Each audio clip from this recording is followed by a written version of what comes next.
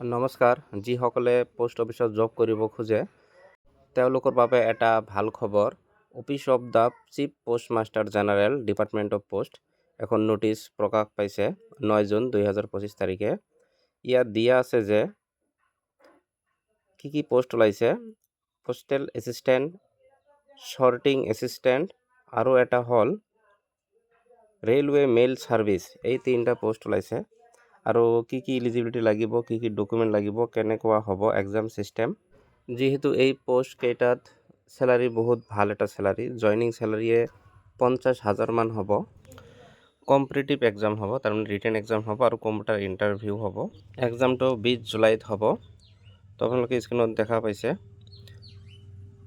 Organisation name India post office, post name দিয়া আছে postal assistant, sorting assistant আৰু rail mail service. Total post আছে all ইণ্ডিয়াত 5,000+। Online application start হৈছে 9 জুনৰ পৰা। তো অনলাইন মোডতে কৰিব লাগিব। এজ লিমিট আছে দিয়া আছে 18 to 14 ইয়াৰ্ছ। আৰু কোনে কোনে এপ্লাই কৰিব পাৰিব? সকলোবিলাকে কৰিব পাৰিব। ইণ্ডিয়ান হ'ব লাগিব, মেল আৰু ফিমেল। তো এডুকেশ্যন কোৱালিফিকেশ্যন কি লাগিব? হায়াৰ ছেকেণ্ডেৰী পাছ, 12 পাছ হ'লে হ'ব। আৰু কম্পিউটাৰ স্কিল থাকিব লাগিব, কম্পিউটাৰৰ নলেজ থাকিব লাগিব। এতিয়া 1 ইয়াৰৰ হ'লেও হ'ব, 3 মান্থৰ হ'লেও হ'ব, 6 মান্থৰ হ'লেও হ'ব। জেনেৰেলি 6 মান্থ হ'লে ভাল। আপোনাৰ এজ 18 পৰা 40 বছৰৰ ভিতৰত হ'ব লাগিব। আৰু চেলাৰী ষ্ট্ৰাকচাৰ হ'ল তিনিওটা পোষ্টৰ বাবে পে বেণ্ড একেই।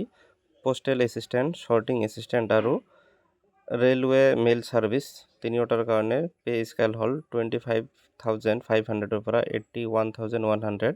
আৰু ইয়াত DA থাকিব, মেডিকেল এলাউন্স থাকিব, কিবাকিবি থাকিব। সকলোবিলাক মিলাই 50K ওপৰতে হ'ব আপোনাৰ জইনিং চেলাৰী। এই পোষ্টকেইটাত এপ্লাই কৰিবলৈ কি ডকুমেণ্ট লাগিব? এপ্লিকেশ্যন ফৰ্মটো ফিল কৰিব লাগিব। এটা ভেলিড ID প্ৰুফ লাগিব। এডুকেশ্যন চাৰ্টিফিকেট লাগিব, ক্লাছ 10 আৰু ক্লাছ 12 মাৰ্কশ্বিট, বাৰ্থ চাৰ্টিফিকেট আৰু ৰিচেণ্ট পাছপৰ্ট চাইজ ফটোগ্ৰাফ লাগিব, ফটো লাগিব। এজ প্ৰুফ দিব লাগিব, এইটো মেট্ৰিকৰ এডমিট দিলেই হ'ব। আৰু এক্সপিৰিয়েঞ্চ চাৰ্টিফিকেট যদি থাকে আৰু এড্ৰেছ প্ৰুফ দিব লাগিব। তাৰপিছত এপ্লিকেশ্যন ফিজ নালাগে, এইটো এটা ভাল খবৰ। তিনিওটা পোষ্টৰ কাৰণে এপ্লিকেশ্যন ফিজ দিব নালাগিব। অফিচিয়েল ন'টিফিকেশ্যন 9 জুন তাৰিখে দিছিল আৰু আপোনাৰ এপ্লাই কৰা লাষ্ট ডেট হ'ল 10 জুলাই তাৰিখে। তো চিলেকশ্যন প্ৰচেছ কেনেকৈ হ'ব? ৰিটেন এক্সাম হ'ব আৰু এটা টাইপিং বা স্কিল টেষ্ট হ'ব। ৰিটেন এক্সামটো 100 মাৰ্কৰ হ'ব।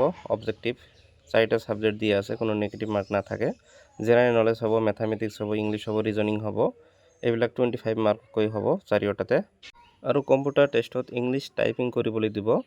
30 ৱাৰ্ড পাৰ মিনিট পাব লাগিব। আৰু হিন্দী হ'লে 25টা ৱাৰ্ড লিখিব লাগিব পাৰ মিনিটত। তাৰপিছতহে চিলেকশ্যন বা মেৰিট লিষ্টখন প্ৰস্তুত কৰিব। ৰিটেন এক্সামত কিমান পালে আপুনি আৰু টাইপিঙত কিমান পালে, এই দুটা মিলাই মেৰিট লিষ্ট প্ৰকাশ পাব। যিহেতু ইয়াত এটা ভাল চেলাৰী দিব, সেইকাৰণে এপ্লাই কৰি থোৱাই ভাল। তো অনলাইন এপ্লিকেশ্যন অলৰেডি ষ্টাৰ্ট হৈছে, বেছি দিন নাই। তো আপোনালোকে এপ্লাই কৰি দিয়ক। আপোনালোকে চেনেলটোত নতুন হ'লে চেনেলটো ছাবস্ক্ৰাইব কৰি লওক। ধন্যবাদ।